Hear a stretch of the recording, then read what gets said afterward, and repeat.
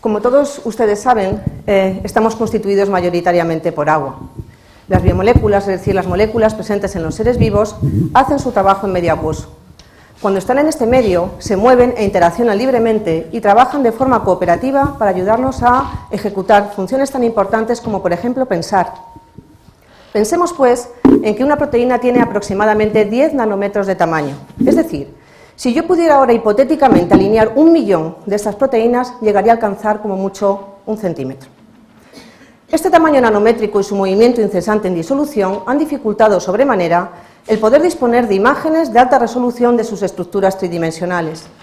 De hecho, este sueño se ha hecho realidad recientemente cuando una serie de avances tecnológicos han permitido sacar el máximo partido al trabajo pionero que en microscopía electrónica han hecho durante los últimos 40 y pico años Richard Henderson, Joachim Frank y Jacques Dubochet. Estos tres científicos y sus equipos de investigación han hecho posible que hoy en día podamos conocer con detalle cuasi atómico las estructuras tridimensionales de biomoléculas no cristalinas en disolución acuosa trabajando con un microscopio electrónico, para lo que han desarrollado una técnica conocida como criomicroscopía electrónica de partículas individuales o CRIOEM. Sin duda, una labor científica de excelencia que ha sido recientemente laureada con el Premio Nobel de Química 2017.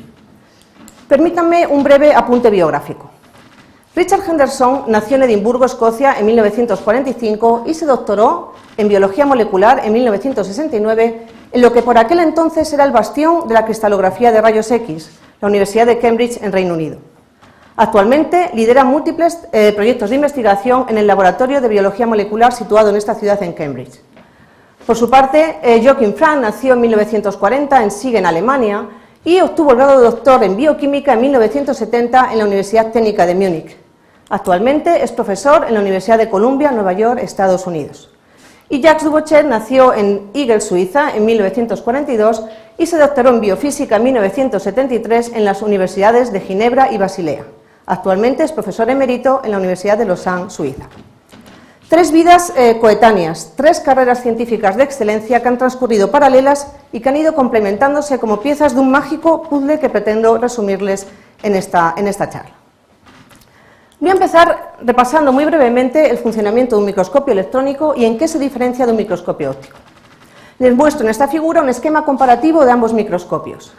En microscopía electrónica de transmisión se hace incidir sobre la muestra un haz de electrones acelerado en un campo de cientos de kiloelectronvoltios en condiciones de alto vacío, en lugar de la luz visible proveniente de una lámpara que utiliza el microscopio óptico. El alto vacío es indispensable para anular o minimizar las colisiones de los electrones con las moléculas de aire, y el alto voltaje resulta fundamental para conseguir que los electrones viajen a velocidades muy elevadas, cercanas a valores relativistas, algo que será muy importante, como les comentaré más adelante, para maximizar la resolución del equipo. En lugar de las lentes de vidrio o cuarzo que utiliza el microscopio óptico, el electrónico trabaja con una serie de lentes electromagnéticas encargadas de condensar, proyectar y modular tanto el haz incidente sobre la muestra como el transmitido una vez que la muestra ha sido atravesada. Esta debe ser ultrafina, con espesores no superiores a los 100 nanómetros para priorizar los procesos de transmisión frente a otra serie de fenómenos físico-atómicos que pasaré a comentarles a continuación. De hecho, cuanto más estrecho sea el espesor de la muestra, mejor será la calidad de las imágenes obtenidas. La preparación de la muestra, como les comentaré más adelante, no es ni mucho menos trivial y resulta un factor clave para conseguir una alta resolución en las imágenes. Nos podríamos preguntar ahora cómo interacciona el haz de electrones con la muestra. Pues bien, cuando el haz colisiona con la muestra en estudio, se va a producir una interacción fuerte culómbica de los electrones incidentes con tanto los electrones como los núcleos de los átomos que conforman la muestra, generando un amplio abanico de procesos físico-atómicos. Si la muestra es ultrafina, como es el caso de los experimentos de microscopía electrónica de transmisión, podemos descartar los procesos de retrodispersión y quedarnos solo con los procesos de transmisión, según los cuales parte del haz incidente atraviesa directamente la muestra, mientras que otra parte es dispersada elástica o inelásticamente. Los electrones dispersados elásticamente por los núcleos de los átomos que conforman la muestra no alteran ni su velocidad ni su energía o lo hacen en una magnitud prácticamente despreciable y sí modifican sutilmente su dirección.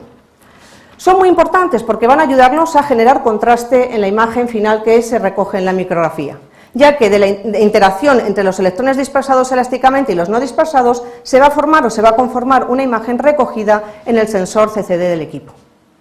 Por otra parte, los electrones dispersados inelásticamente proceden de la interacción del haz con los electrones de los átomos de la muestra y suponen una pérdida de energía y un cambio en la dirección. Estos procesos de dispersión inelástica son muy desfavorables porque van a provocar la destrucción de la muestra y solo contribuyen a aumentar el ruido en la imagen.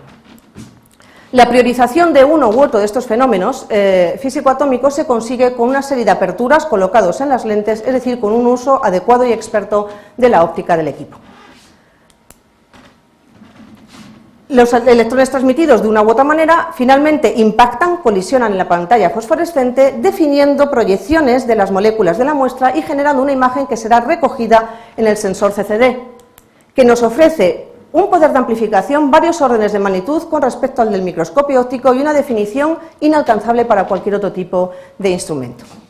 La imagen generada nos va a ofrecer una escala de distintas intensidades de gris que se correlacionan bien con los distintos grados de dispersión de los electrones incidentes y que nos va a informar muy adecuadamente acerca de la estructura o morfología de la muestra estudiada, bien sea amorfa o cristalina. Si además la muestra es cristalina, es decir, si disponemos de una ordenación regular de átomos, puede ocurrir que una familia de planos cumplan la condición de Bragg y difracten de forma coherente la onda electrónica incidente. En ese caso, el microscopio electrónico, además de las imágenes de TEN, nos va a poder proporcionar el patrón de difracción de electrones, caracterizado por una serie de puntos ordenados en torno a un punto central que se corresponde con los electrones que han sido transmitidos sin ser desviados y que nos informará muy oportunamente acerca de la estructura cristalina de la muestra. Conviene que recordemos también que la resolución del equipo va a ser tanto mayor cuanto menor sea la distancia mínima entre dos objetos cuyas imágenes deben ser distinguibles. Pues bien, esta distancia mínima, como saben, es del orden de la longitud de onda de la radiación utilizada. Por tanto, si trabajamos con un microscopio óptico que trabaja con luz visible, la resolución máxima que vamos a alcanzar no va a superar la escala de los micrómetros. Sin embargo, la longitud de onda asociada de de Broglie a electrones acelerados en un microscopio electrónico es muy corta, del orden de centésimas o incluso milésimas de nanómetro, por lo que un microscopio electrónico nos va a hacer potencialmente visibles estructuras nanométricas o incluso la posición individual de los átomos.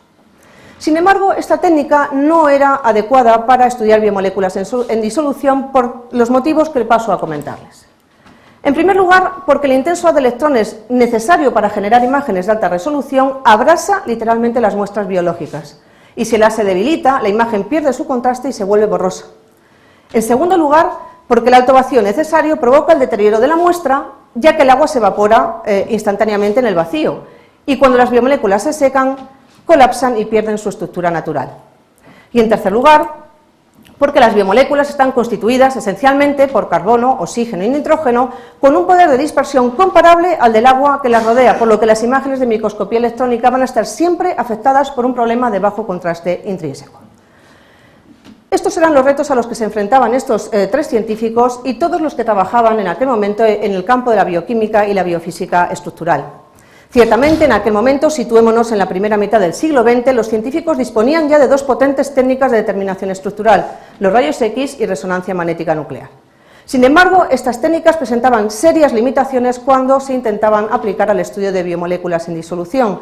En el caso de rayos X, porque como saben requiere el uso de muestras cristalinas, no siempre disponibles en este caso, y además normalmente el proceso de cristalización suele alterar la estructura de las proteínas estudiadas.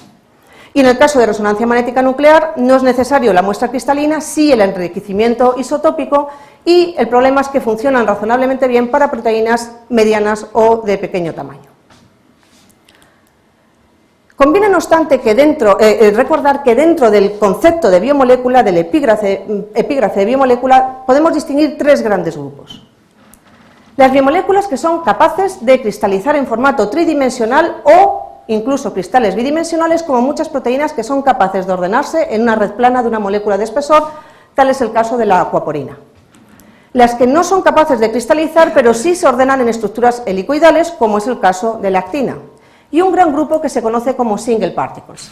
Single particles ha sido traducido al castellano como partículas individuales, partículas únicas o partículas aisladas.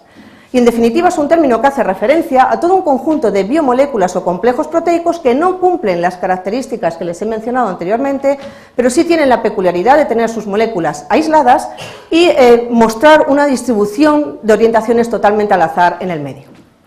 Dentro de este gran grupo aún podemos distinguir dos subgrupos. Las biomoléculas aisladas, pero que pertenecen a grupos puntuales de elevada simetría, como es el caso de los virus icosaédricos, y las biomoléculas aisladas totalmente asimétricas, como por ejemplo los ribosomas. Pues bien, aunque el efecto nocivo del haz de electrones y del alto vacío aplica por igual a todos estos tipos de biomoléculas, lo cierto es que la capacidad para resolver sus estructuras con alta resolución no es la misma en todos los casos. De hecho, el poder acceder al patrón de difracción de electrones cuando se estudia en un microscopio electrónico biomoléculas cristalinas, helicoidales o de alta simetría, nos conduce a unos valores de alta resolución muy superiores a los esperados en un principio. Por tanto, aunque los tres científicos que les estoy glosando y sus equipos de investigación a lo largo de estos 40 y pico años han abordado un amplísimo abanico de experimentos con todos estos tipos de biomoléculas, realmente sus desvelos iniciales y sus logros o éxitos posteriores se centraron esencialmente en el estudio de biomoléculas asimétricas, y precisamente a ellas está dedicada este premio Nobel. Llegado a este punto, les propongo el ejercicio de seguir cronológica y mentalmente los principales logros de estos tres científicos, en paralelo. Para ello nos tenemos que situar en el comienzo de la década de los años 70, en el siglo pasado, hace unos 50 y pico años. Henderson, Frank y Dubochet tenían unos 30 y pocos años, acababan de obtener sus respectivos grados de doctor en sus universidades y compartían un mismo sueño, el poder resolver la estructura tridimensional de biomoléculas no cristalinas en disolución acuosa con un microscopio electrónico y hacerlo además con resolución de unos pocos angstroms, es decir, con detalle atómico, una absoluta utopía en aquel momento. Por su parte, Henderson andaba estudiando la estructura de proteínas, trabajando con rayos X, campo en el que él era un experto. Sin embargo, el hecho de que muchas proteínas con las que trabajó no pudieron ser cristalizadas provocó que abandonara la cristalografía de rayos X al principio de la década de los 70, y es ahí precisamente donde podemos cifrar el comienzo de la historia del Premio Nobel de Química 2017. En particular, estaba trabajando con proteínas de membrana. Las proteínas de membrana son de difícil manejo. Cuando se las intenta aislar de su entorno natural, la membrana, tienden a formar agregados compactados de escasa funcionalidad. De hecho, la primera proteína de membrana con la que Henderson trabajó no la pudo cristalizar en las cantidades adecuadas y la segunda no consiguió cristalizarla. Después de años de infructuosos intentos, no le quedó más alternativa que recurrir a la única opción que tenía disponible en aquel momento, un microscopio electrónico. Una apuesta sin duda muy valiente, porque era muy cuestionable que la microscopía electrónica fuera realmente una opción. Fíjense que estaban realmente atrapados entre la espada y la pared. Si querían conseguir estructuras de alta resolución, necesitaban trabajar con potentes haces de electrones viajando en condiciones de alto vacío. Pero ese escenario era absolutamente letal para la muestra biológica cuando era atravesada por un haz de esas características. Todo parecía indicar que el proyecto de Henderson iba a fracasar y, sin embargo, se salvó por la proteína tan especial que escogió para empezar su estudio de microscopía electrónica, la bacteriorhodopsina. Una proteína integral de membrana, presente en arqueobacterias de color púrpura, que actúa como bomba de protones activada por la luz. Su principal característica consiste en que, si se fijan, sus moléculas se disponen de forma orientada, regular, en la membrana, formando un cristal bidimensional de una molécula de espesor. Les muestro en esta imagen un patrón de difracción de rayos X obtenido por Henderson para esta proteína con una resolución de 3 Armstrong. Pueden observar que efectivamente se trataba de una proteína altamente ordenada y por tanto muy adecuada para comenzar su proyecto de microscopía electrónica.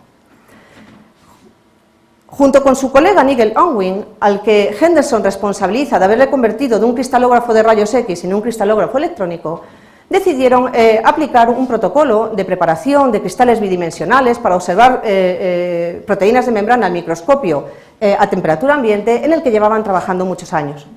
Este protocolo consistía, en primer lugar, en no aislar la proteína de la membrana, sino llevar íntegramente la membrana al microscopio para poder ser visualizada en el experimento. Y, en segundo lugar, en ajustar la intensidad del haz hasta niveles lo suficientemente bajos como para minimizar los efectos nocivos de la radiación. Aquí les muestro en estas imágenes la micrografía de TEM y el patrón de difracción de electrones que obtuvieron en tal experimento, conjuntamente con el correspondiente mapa de densidad electrónica bidimensional para la bacteria rhodopsina, donde pueden observar la proyección de 3 moléculas de bacteria rhodopsina con una resolución todavía muy pobre, en torno a 10 angstroms. Ellos sospechaban, por la información previa que tenían de rayos X, que estos 7 contornos de densidad electrónica que se observan en cada una de las moléculas de bacteria rhodopsina se correspondían con la proyección de 7 alfas hélices que atravesaban la membrana celular. 3 de las cuales estaban bien definidas y las otras 4 con una definición muy difusa, como quizás puedan percibir mejor en esta imagen, donde se ha coloreado los 7 contornos para una de las moléculas de bacteria rhodopsina. Observen que efectivamente hay 3 nítidamente resueltas, mientras que hay otras 4 con una resolución muy difusa, a la que ellos llamaron como una especie de cresta. En una segunda etapa del experimento decidieron inclinar la membrana bajo el microscopio y tomar múltiples imágenes bidimensionales a distintos ángulos, de tal manera que a partir de un protocolo de transformadas de Fourier que había sido desarrollado y publicado unos años antes, en 1970, por Aaron Clark, y muy parecido al utilizado en rayos X, consiguieron construir el mapa bidimensional de densidad electrónica en perspectiva que les muestro en esta imagen. Observen que gracias a la estrategia de inclinar o girar la membrana, consiguieron ganar ostensiblemente en contraste y en resolución. Ahora, las 3 moléculas de bacteria rhodopsina, que se las he distinguido con distintos colores, muestran sus 7 proyecciones de alfas hélices mucho más definidas. Las 3 que se veían en la primera etapa del experimento obviamente se ven con más definición y corresponden a 3 alfas hélices que atraviesan perpendicularmente la membrana, y las 4 alfas hélices que en el experimento anterior definían una cresta difusa ahora quedan nítidamente resueltas y corresponden a alfas hélices que atraviesan la membrana con una cierta inclinación. Combinando esta información con la procedente de las micrografías de TEM, consiguieron construir y publicar en 1975 el primer modelo estructural de la bacteria rhodopsina, donde mostraron cómo la cadena proteica efectivamente se plegaba y atravesaba la membrana celular hasta 7 veces. Fue la primera información estructural de una proteína de membrana obtenida con microscopía electrónica con una resolución además de 7 angstroms, que realmente impactó a la comunidad científica de aquel entonces. Sin embargo, esto no fue suficiente para Richard Henderson. Él creía ciegamente en el potencial de la técnica y su objetivo final era igualar la resolución aportada por los rayos X, es decir, en torno a 3 angstroms. Para ello, viajó en los años siguientes a los mejores microscopios electrónicos del mundo. Posiblemente debido a esa persistencia, la microscopía electrónica en aquellos años mejoró ostensiblemente tanto desde el punto de vista tecnológico técnico como metodológico. Y Richard Henderson, por su parte, consiguió ir añadiendo gradualmente detalle en su modelo estructural inicial de bacteria rhodopsina. Sin embargo, llegado a este punto, conviene que remarquemos que estos progresos se construyeron sobre una circunstancia excepcional. La bacteria rhodopsina se ordenaba regularmente en la membrana, formando un cristal bidimensional de forma natural. Pocas son las proteínas capaces de ordenarse espontáneamente de esta forma. Por tanto, es obligado o fue obligado a hacerse una pregunta: ¿el método de Henderson era realmente generalizable? Es decir, ¿era posible usar un microscopio electrónico para generar imágenes tridimensionales con alta resolución para proteínas que no estuvieran ordenadas regularmente, sino que mostraran una distribución totalmente al azar de sus orientaciones? Richard Henderson, por supuesto, era muy consciente que la disposición regular de la bacteria rhodopsina en la membrana había jugado claramente a su favor, pero él defendió obstinadamente que su método era potencialmente aplicable a cualquier biomolécula asimétrica, no cristalina, con sus orientaciones distribuidas al azar. Y posiblemente esta maravillosa obstinación fue la que marcó la andadura o el comienzo del recorrido de la técnica de cryo-EM de partículas individuales. No obstante, tuvo que esperar a que Frank y Dubochet avanzaran en sus respectivas investigaciones para conseguir su objetivo final, como les mostraré más adelante. Por su parte, Frank llevaba ya unos años al otro lado del Atlántico trabajando en el desarrollo de herramientas computacionales para procesar micrografías obtenidas en el microscopio electrónico, de tal manera que a partir de las imágenes bidimensionales se pudiera obtener una información precisa de las estructuras tridimensionales de las biomoléculas estudiadas, un procedimiento que se conoce como retroreconstrucción tridimensional. Ciertamente ya había en la bibliografía publicados algoritmos computacionales de promediado de imágenes, pero siempre aplicados a biomoléculas que eran capaces de cristalizar en cristales bidimensionales, como la bacteria rhodopsina, o estructuras coloidales como la cola del bacteriófago T4, o eran partículas aisladas altamente simétricas como los virus icosaédricos.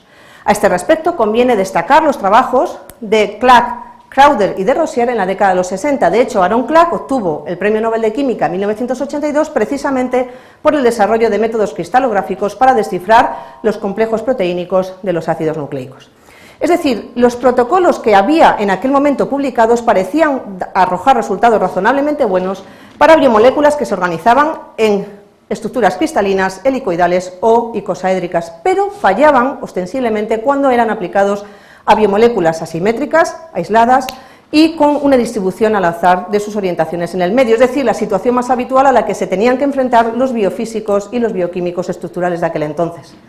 Si se quería hacer de la microscopía electrónica tridimensional una técnica de aplicación general, era absolutamente necesario diseñar nuevos algoritmos o estrategias computacionales. Y ese fue precisamente el caballo de batalla de Joachim Frank en el principio de la década de los 70. Los dos retos fundamentales de la retroreconstrucción tridimensional de biomoléculas aisladas hacen referencia al carácter borroso, ruidoso y poco contrastado de las imágenes bidimensionales obtenidas en un microscopio electrónico y a la necesidad de identificar informáticamente sus orientaciones relativas. Además, los experimentos de aquel entonces era necesario hacerlos a bajas dosis de electrones para minimizar el efecto nocivo de la radiación sobre la muestra, por lo que era necesario promediar sobre millones de imágenes de partículas individuales. En 1975, Frank planteó una estrategia computacional para hacer frente a tan difícil empresa. Fíjense que le llevaría prácticamente una década desarrollar tal idea.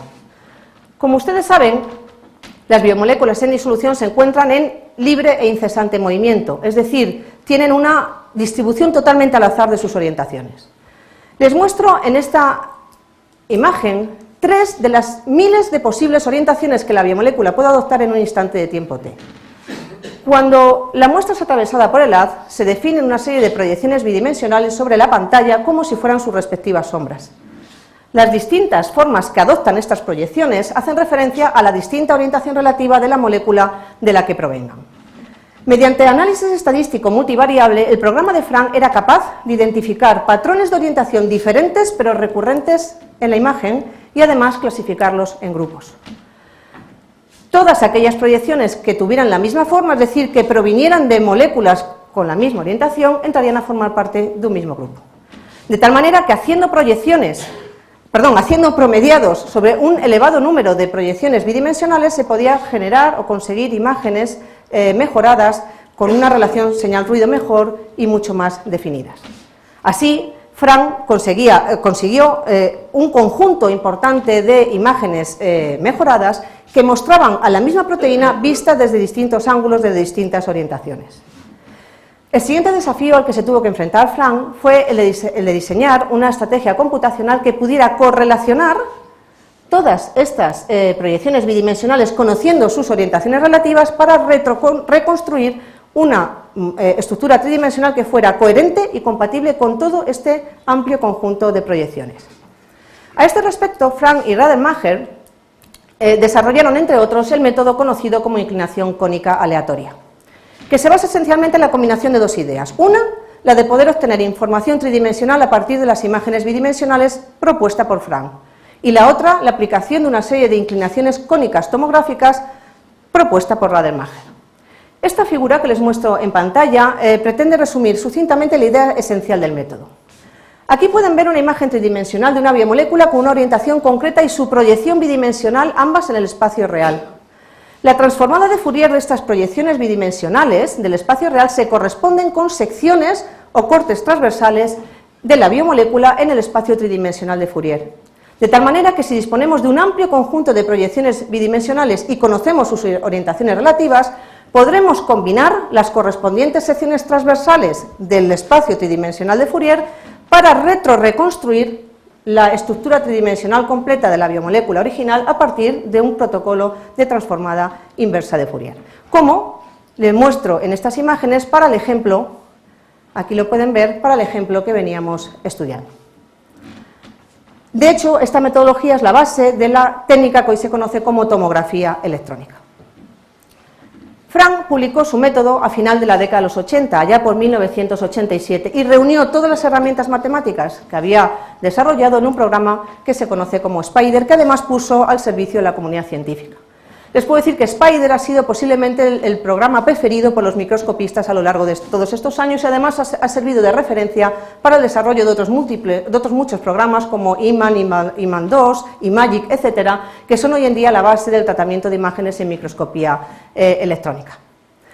Sin embargo, he de decirles que aunque el método de Frank fue absolutamente crucial para el desarrollo de la técnica que les estoy comentando, si el objetivo final era conseguir detalle atómico en las estructuras tridimensionales retroreconstruidas, era absolutamente necesario mejorar el protocolo de preparación de muestras y es ahí donde entra en juego Dubochet. Volvamos a 1978. Jacques Dubochet es reclutado por el Laboratorio Europeo de Biología Molecular situado en Heidelberg con el objetivo de afrontar otro de los problemas centrales de la microscopía electrónica: ¿qué hacer con el agua? Ciertamente las muestras biológicas se secaban y se dañaban cuando se exponían al vacío porque el vacío provoca la evaporación instantánea del agua de la muestra. Ya se habían intentado en el pasado muchas estrategias para proteger a la muestra de electrones. Quizás la más utilizada fue el método de tinción negativa propuesto inicialmente por Clark y de Rosier, según el cual la muestra biológica se embebe en una disolución diluida de metal pesado, típicamente uranio, se seca y se lleva al microscopio electrónico, por tanto protegida por una película delgada, amorfa, de la sal del metal, que tiene las características de dispersar los electrones mucho más intensamente, ser más resistente al daño electrónico y además proteger o evitar el colapso de la muestra biológica cuando ésta se expone al vacío y el agua se evapora. Con este método de tinción negativa se han estudiado estructuras y morfologías de una gran variedad de muestras, bacteriófagos, bacterias, virus, orgánulos, etcétera. Es una metodología que cuenta con importantes ventajas, sobre todo en lo que hace referencia al mayor contraste con el que se pueden obtener las imágenes de TEM debido precisamente a la presencia del metal pesado. Además, desde un punto de vista metodológico, es una técnica muy fácil de implementar, pero también adolecía de tener importantes limitaciones, ya que en el caso de biomoléculas o del estudio de complejos proteicos, las imágenes nos permitían resolver como mucho la envoltura del material biológico encapsulado, con una resolución que estaba siempre limitada por la granularidad de la tinción, en torno aproximadamente a 15 angstroms.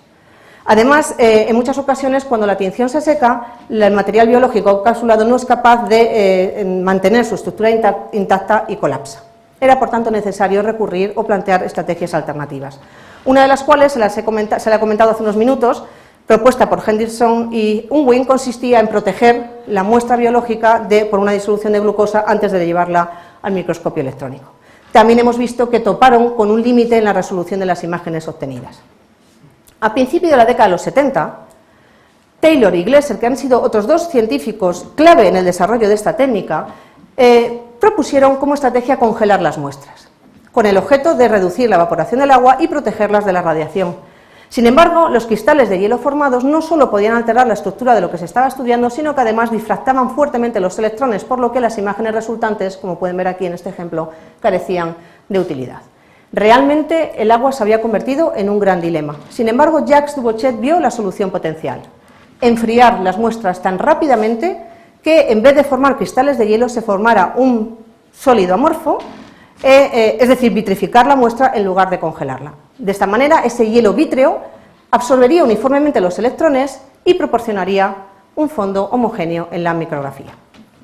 Esta propuesta fue recibida con absoluto escepticismo por la comunidad científica de aquel entonces, esencialmente porque desde un punto de vista teórico, vitrificar la velocidad necesaria para vitrificar el agua era simplemente inalcanzable en aquel momento. Sin embargo, Jacques Dubochet y su colega McDowell no desistieron, ellos decidieron intentarlo.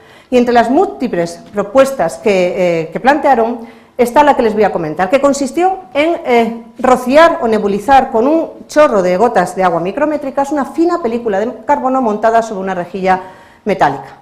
Esa rejilla metálica se sumergía súbitamente en un dewar que tenía nitrógeno líquido y se llevaba al microscopio electrónico, para lo cual fíjense que utilizaron estos aparatos absolutamente caseros construidos por ellos mismos.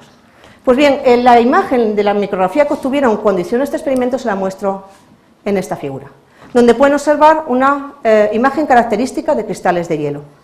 decidieron repetir el experimento, variando sutilmente el protocolo de preparación. Ahora lo que decidieron fue la rejilla, antes de sumergirla directamente en nitrógeno líquido, lo hicieron en propano o etano líquido a menos 190 grados centígrados, en un dewar, que es este que ven aquí, que estaba situado dentro del que contenía nitrógeno líquido. La rejilla así preparada la llevaron al microscopio electrónico y aquí les muestro la imagen de la micrografía que obtuvieron, donde pueden observar sorprendentemente una absorción casi uniforme de electrones. Nada parecido a lo que se había visto hasta ese momento. Fíjense que ellos no supieron explicarlo inicialmente, pero sí que observaron que cuando paraban el sistema de enfriamiento y por tanto la rejilla iba calentándose gradualmente, llegaba un momento en que esta estructura amorfa original daba paso súbitamente en 1 o 2 segundos, cuando la temperatura alcanzaba menos 140 grados centígrados, a una familiar estructura de cristales de hielo cúbico. Si lo que observaban cuando calentaban la rejilla era cristales de hielo, la estructura amorfa original no podía ser otra cosa que hielo vítreo, que hielo amorfo. Además, constataron que ese hielo vítreo se podía conservar durante periodos prolongados cuando la temperatura se mantenía estable y constante menos 160 grados centígrados. Lo habían conseguido, habían logrado vitrificar el agua. Fue un éxito rotundo, sin embargo, he de decirles a título anecdótico que ese trabajo lo enviaron a la revista Nature y les fue rechazado fulminantemente. Afortunadamente, en aquella ocasión los referees del trabajo no tuvieron razón, estaban equivocados. Un año después de estos éxitos, algo así como en torno a 1982, Dubochet y su equipo de investigación optimizaron este protocolo para que pudiera ser aplicado no solo a la vitrificación de agua, sino también a la vitrificación de muestras acuosas de biomoléculas. El vídeo que les pongo a continuación resume, yo creo que muy adecuadamente, los pasos principales de tal protocolo. Consiste en coger una gota diminuta de disolución acuosa de biomoléculas, donde pueden observar el movimiento incesante y libre de las mismas, para ser posteriormente extendidos sobre una fina rejilla metálica previamente acondicionada, secando el exceso de líquido. La idea es formar una fina película que favorezca una rápida vitrificación. A continuación, la rejilla se mete súbitamente en etano líquido a menos 190 grados centígrados con el objeto de vitrificar el agua, es decir, formar un sólido amorfo que no altere las estructuras moleculares de la muestra.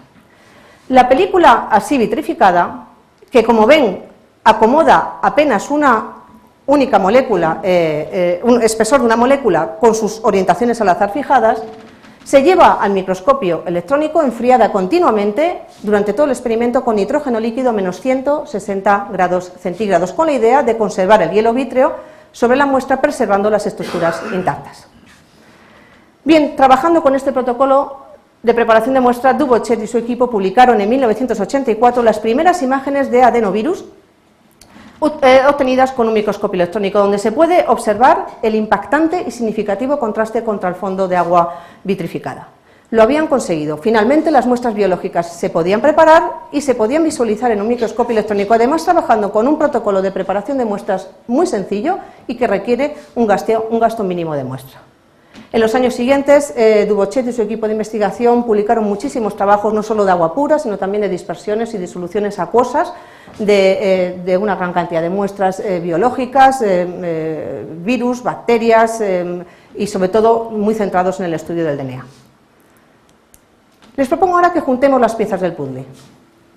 Cuando Richard Henderson utilizó el protocolo de vitrificación de Jacques Dubochet y el método de promediado de imágenes de Joachim Frank, consiguió resolver la estructura de la bacteria rodopsina con resolución atómica.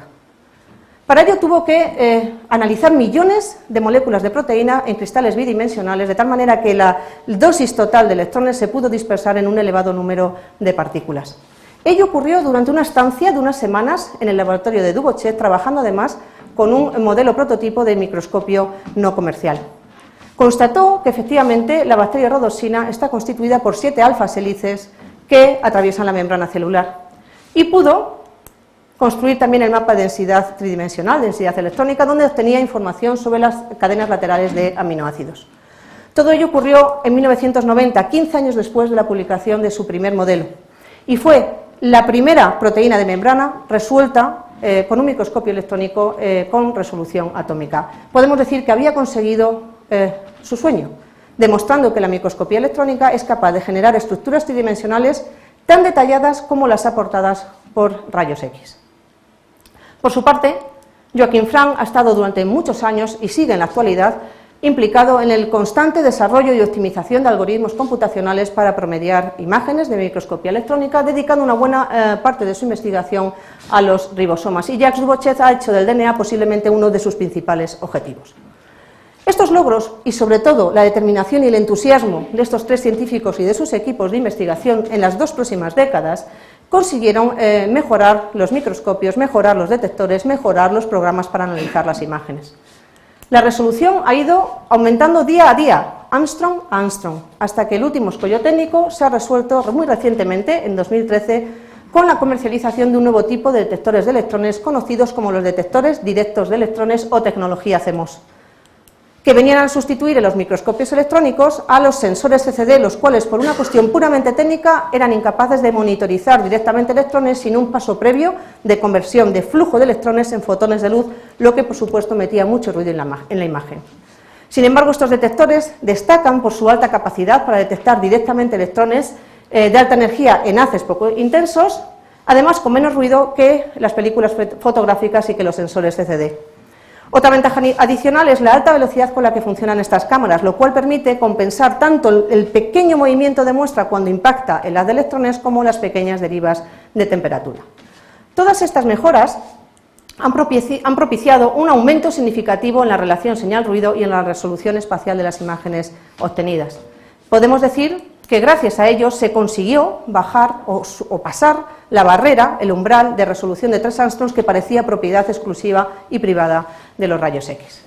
Se habla, de hecho, de la revolución de la resolución. Fíjense que hasta hace relativamente poco, unos 4 o 5 años, solo se podía acceder a los contornos amorfos conocidos como blobs de las imágenes tridimensionales aportadas por un microscopio electrónico, mientras que ya actualmente tenemos acceso potencial a el detalle atómico de las estructuras estudiadas, como les muestro a modo de ejemplo en estas imágenes.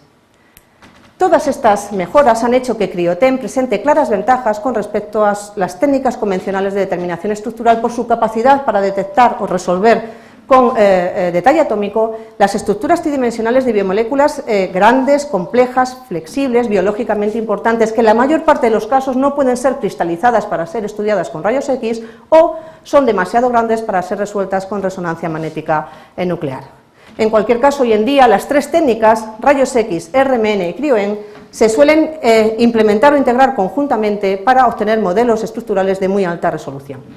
De hecho, desde 1997, fecha en la que fue depositado en el Protein Data Bank el primer modelo de proteína resuelto con Cryo-EM con detalle atómico, han sido miles las estructuras que todos los años se registran, con un crecimiento claramente exponencial. Les puedo decir que muchas de las estructuras más recientes incluyen conjuntos biomoleculares que antes eran inaccesibles, donde el antes a lo mejor me estoy remontando hace un par de años o 3 años. Abarcando además un amplio intervalo de tamaños, desde los 64 kilodaltons de la hemoglobina, que marca el límite inferior, hasta biomoléculas con varios megadaltons de tamaño. Por otra parte, la criotomografía electrónica, una técnica muy relacionada con la criomicroscopía electrónica, nos permite acceder a estructuras aún superiores como células u orgánulos, obviamente con una menor resolución. Fíjense que conocer el detalle atómico de las biomoléculas es absolutamente crucial para poder entender en profundidad su actividad y su función biológica, catalizando el posterior desarrollo de herramientas diagnósticas y terapéuticas que mejoren nuestro bienestar y nuestra calidad de vida. Solo por ponerles un ejemplo, por no alargarme, les puedo decir que la estructura tridimensional del virus Zika, que tanta alarma internacional generó hace un par de años, fue resuelta con la técnica de Cryo-EM con una resolución de 3,8 Armstrong en un tiempo récord, en unos pocos meses, facilitando el desarrollo y potencial diseño del antiviral correspondiente. Pero aún hay más. Porque gracias al método de vitrificación de Jacques Dubochet, Cryo-EM ha añadido una cuarta dimensión, el tiempo. Hoy en día se pueden vitrificar y visualizar las biomoléculas en instantes de tiempo concreto a lo largo de un proceso biológico, brindando al científico la oportunidad única de asistir, de observar la compleja maquinaria molecular de la célula en acción. Podemos decir que Cryo-EM ha abierto una ventana al futuro que ya es presente, que ya es realidad, donde no solo vamos a tener información estática de imágenes, sino que vamos a poder montar películas, llamadas películas moleculares, que nos permitan comprender cómo se comportan las biomoléculas, cómo interaccionan y por qué lo hacen a lo largo de distintos instantes de tiempo de un proceso biológico a nivel celular, como les muestro a modo de ejemplo en pantalla, para estas enzimas rotatorias, las VATPasas, que usan la energía de hidrólisis de ATP a ADP para bombear protones a través de las membranas como si fueran verdaderas turbinas moleculares y conseguir de esta manera controlar el pH de muchos compartimentos celulares. Como diría, o como dijo en su momento Frank, la medicina puede ya no estar pendiente solo de los órganos, sino que puede incluso ir a analizar los procesos a nivel celular. Podemos, por tanto, decir que nos encontramos ante un desarrollo explosivo de la bioquímica estructural. Richard Henderson, Joachim Frank y Jacques Dubochet le han hecho con sus investigaciones un impresionante regalo a la humanidad, la capacidad de capturar cada rincón de la célula, en definitiva, la vida con detalle atómico. Muchas gracias por su atención.